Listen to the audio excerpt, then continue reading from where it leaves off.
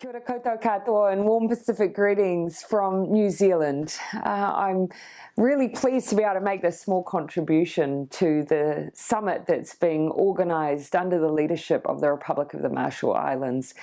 and particularly encouraged by the focus on those who are genuinely vulnerable to climate change and climate change inaction. I'm also really pleased to be working alongside the Republic of Marshall Islands and bringing together a coalition around carbon neutrality. You know, if the IPCC report demonstrated anything, it was the urgency around limiting global warming to 1.5 degrees and the need for all of us to take action so that we can ensure that those who are vulnerable to climate change see not only the solidarity of other nations, regardless of the size of their contribution to climate change, but they can feel confident that there are actions being taken both on adaptation and mitigation. You know, in New Zealand, we contribute, like other small nations, a reasonably small portion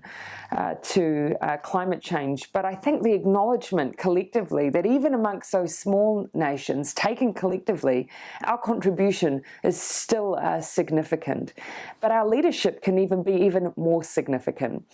Particularly within the Pacific, I really applaud the amount of work that's been done amongst Pacific nations to come together and speak with a united voice around the importance of climate action, given the vulnerability of Pacific Island nations. But I think the strongest message that's coming through is one of resilience,